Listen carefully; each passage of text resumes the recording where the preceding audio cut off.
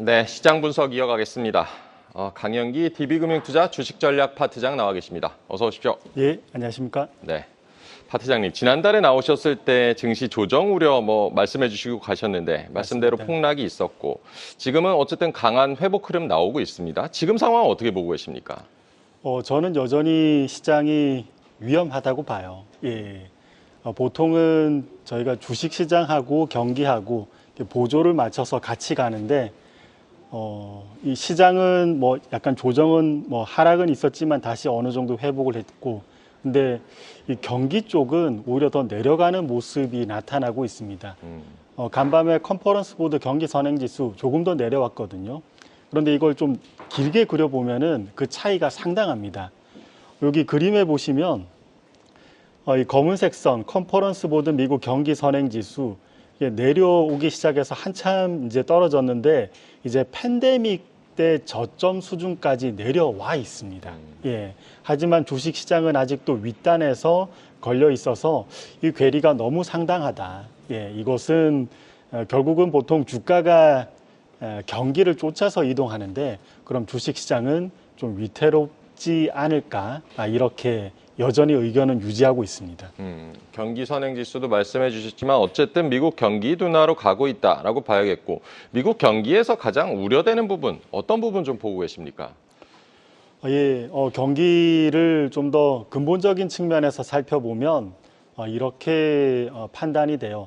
지금 OECD 그러한 것은 좀 더 올라가고 있지만 이건 미국 주식시장하고 궁합이 좀 잘 안 맞거든요. 네. 컨퍼런스 보드 경기 선행지수를 보는 게 훨씬 더 도움이 되십니다. 컨퍼런스 보드 경기 선행지수 내려오는 거하고 궤적이 아주 일치하는 게 미국의 부양책이에요. 예, 미국의 부양책이 팬데믹 이후 굉장히 많이 제시가 됐다가 이후 회수가 되는데 이것과 함께 경기 선행지수도 함께 내려오고 있습니다. 그래서 근본적으로 이렇게 해석할 수 있죠. 너무 과도했던, 그래서 과도하게 부풀렸던 이런 경기가 자기의 자리를 찾아서 내려오는 과정, 이 자체가 굉장히 이제 경기를 위태롭게 만들고 있고, 그러면 고용, 임금, 소득, 소비, 이 모든 것이 또 수준이 조금 더 낮아질 가능성이 있지 않나, 이렇게 생각하고 있습니다. 네, 미국의 부양책이 회수가 되면서 경기 선행지수가 내려오고 있다라고 분석을 해주셨고 근데 최근에 나온 지표들 보니까 8월 미시간대 소비자 심리 지수는 5개월 만에 반등했고 지난주에 실업수당 청구 건수도 예상치 좀 밑돌았고요. 이 지표들은 어떻게 해석해야겠습니까? 예, 제가 한 10년 넘게 이 시장 전략에 대해서 연구하다 보니까 그렇더라고요. 너무 소수 지표를 보거나 또는 한두 달 정도의 움직임으로 그 의미를 해석하려 그러면 트렌드에 맞지 않을 때가 있습니다. 요즘 지표를 종합적으로 보면 예를 들어서 저희가 미국 시장 하락 전에 10년물, 2년물 장단기 금리 차가 마이너스권에서 플러스권 방향으로 가파르게 이동하는 현상도 관찰이 되는데 요즘 또 그런 모습도 관찰이 되거든요. 네. 그래서 지표를 좀 더 종합적으로 보면은 요즘 경기가 좀 문제가 많다. 이쪽으로 좀 더 많은 지표들이 제시되기 때문에 너무 소수 지표에 매달리지는 말자. 이렇게 시청자분들에게 강조하고 싶습니다. 네, 여러 가지 지표들은 어쨌든 경기 둔화를 가리키고 있다라고 짚어주셨고요. 뉴욕 증시가 8거래일 연속 상승하고 지금 말씀해 주신 거를 종합을 해본다면 지금 증시 상승은 어떻게 보면 기술적인 반등이라고 봐야 될까요? 예, 보통 경기가 이제 부진해지기 시작하면 시장 참여자들도 의견을 나눠야 되지 않습니까? 네.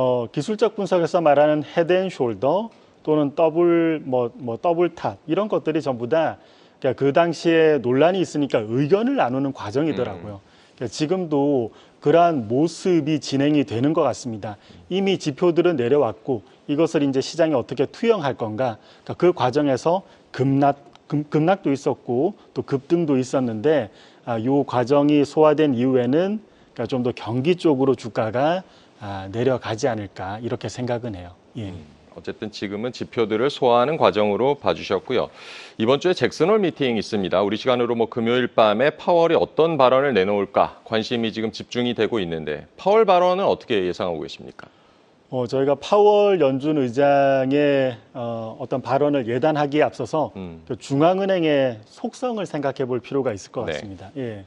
그 중앙은행은 본질적으로 금리를 인하할 때, 경기가 안 좋아서 금리를 인하하더라도 경기가 안 좋다고 말하기는 상당히 좀 까다로운 기관입니다. 왜냐하면 중앙은행은 공신력이 있고 또 이러한 발언에 의해서 시장 참여자들의 심리를 좀 적극적으로 자극할 수 있거든요. 네. 그래서 제 생각에는 이번 잭슨홀 연설에서도 파월 의장은 경기에 대해서는 좀 더 미온적으로 좀 온건한 발언을 하지 않을까 싶습니다. 그러면 저희가 어떻게 대응해야 되냐? 이러한 공신력 있는 기관들의 지금 현재 경기 발언보다는 여러 지표를 종합적으로 판단하는 게 오히려 도움이 될 것 같다. 이렇게 생각합니다. 예. 네. 중앙은행의 경기 부진을 공식적으로 인정하는 부분을 좀 자제하는 경향이 있다라는 점도 짚어주셨습니다. 최근에 뭐 좀 덜 주목받고 있긴 한데 이번 주에 그 한국은행 금통위도 예정이 돼 있습니다. 한국은행 금리 인하는 언제쯤으로 예상하고 계십니까? 일반적으로는 한국이 미국보다 금리 인하 시기가 좀 빨랐습니다. 예, 역사적으로 보면 그랬는데 이번은 한 박자 늦게 할 것 같아요. 제가 생각하기에는 10월 정도 시장 컨센하고 비슷하게 생각합니다. 결국 저희 한국의 고유한 문제가 있기 때문인데 가계부채 그리고 부동산도 요즘 어느 정도 반등을 했고 그러면 미국보다 예전처럼 빨리 내리기는 좀 곤란한 상황이라서 아마도 미국 연준 금리 인하 9월 그리고 우리 한국은 한 박자 늦게 10월 정도 하지 않을까 이렇게 생각합니다. 네. 한은의 가계부채 그리고 뭐 부동산 가격 상승을 고려했을 때 연준이 금리 인하를 한 이후에 10월로 예상을 하고 계신다라고 전망을 해주셨습니다. 다시 연준 얘기로 좀 돌아와서 컨센서스대로 어쨌든 연준이 9월 금리 인하 단행된다면 증시 영향은 어떻게 보고 계십니까? 예, 저희가 금리가 인하될 때 주식이 상승하는 경우도 물론 있었습니다. 그리고 금리가 인하될 때 주식이 같이 떨어지는 경우도 있었습니다. 근데 금리 인하될 때 주식이 같이 떨어지는 경우는 당시 수요가 좀 안 좋으면 그렇습니다. 네. 예. 요건 제가 방송에 나와서도 간간히 설명을 위해서 보여드리는 차트이기도 합니다. 여러분 수요가 감소했다고 한번 생각해 볼게요. 그러면 물가도 당연히 그땐 떨어지죠. 그리고 물가하고 그 수준을 맞춰서 금리도 인하될 겁니다. 자, 그런데 그 당시에 수요가 감소하면 경기도 악화됩니다. 그래서 경기 악화되면 주가도 하락하죠. 그러면 이러한 상황에서는 금리 인하, 주가 하락이 동반해서 진행되는 경우가 있습니다. 지금 경기 선행지수가 떨어졌으니까 이후에 경기 동행지수, 경기 후행지수 이렇게 내려올 수 있는데 지금은 수요 감소기라고 해석이 돼서 금리 인하가 어쩌면 저희에게 주식시장에 긍정적인 이슈로 작용하지 못할 수 있다. 이 점은 시청자분들이 충분히 고려를 해야 될 것 같아요. 금리 인하가 주식시장에 긍정적이지 않을 수 있다라는 점도 고려를 해보라라고 조언을 해주셨습니다.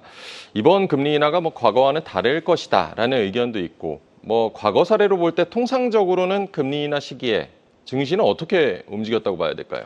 예, 요건 사례니까 다시 한번 차트를 같이 보시죠.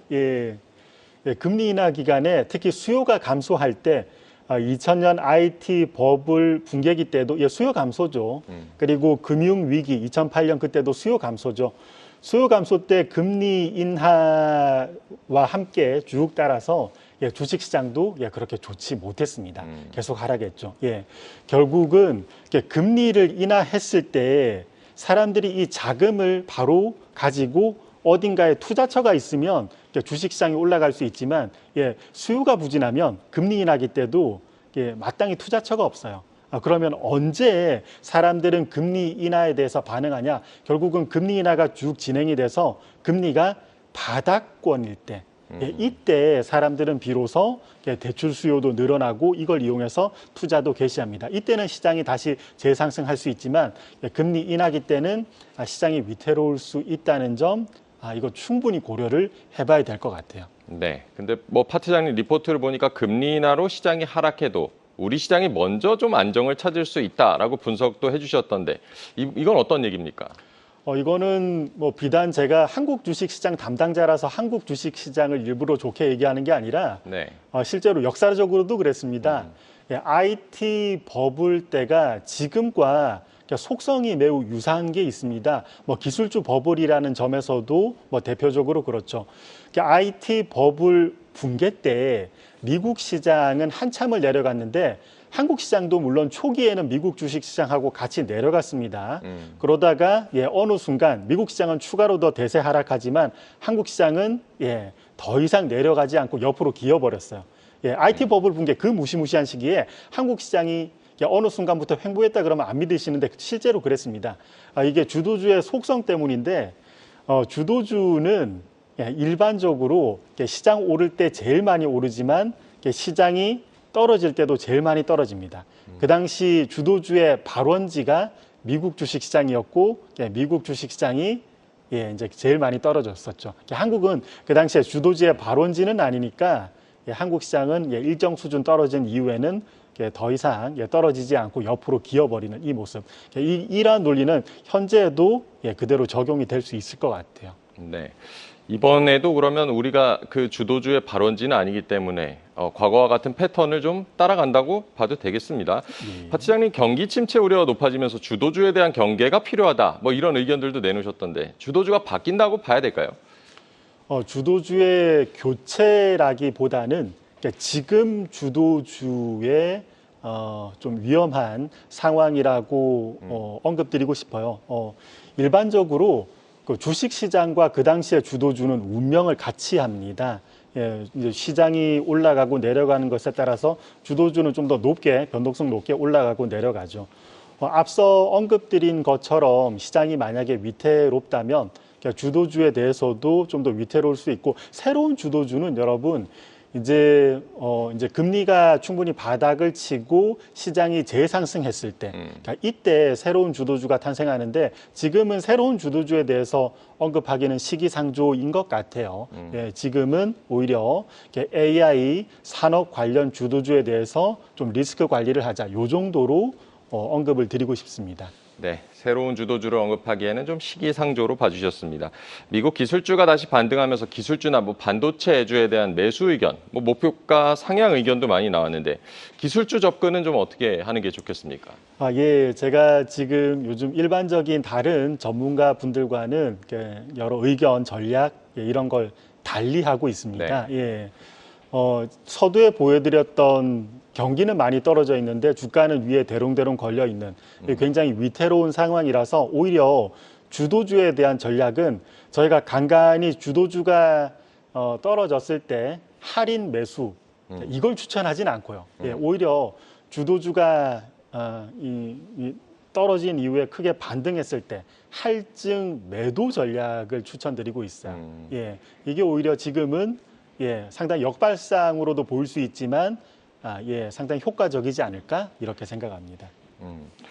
네, 주도주가 떨어진 이후 반등했을 때 할증 매도 전략을 제시하고 계시고 어쨌든 현금 비중을 늘려라라는 조언도 지금 나오고 있고 어쨌든 뭐 경기 둔화가 와도 시장은 굴러가긴 하는데 금리 인하기에 오히려 유망하게 볼 섹터들은 어떤 게 있을까요? 상대 성과 면에서는 금리 인하기 때 배당주가 좋습니다. 이게 왜냐하면 금리 인하기 때 채권이 좋은데 채권도 결국은 일정한 이자를 지급하는 거지 않습니까? 근데 주식시장에도 그러한 속성의 주식이 있습니다. 배당주죠. 그래서 그림을 보시더라도 과거 금리 인하기 때 배당주의 상대 성과가 좋았습니다. 저는 상대 성과를 강조하고 싶어요. 시장 대비해서 좀 나았다 이겁니다.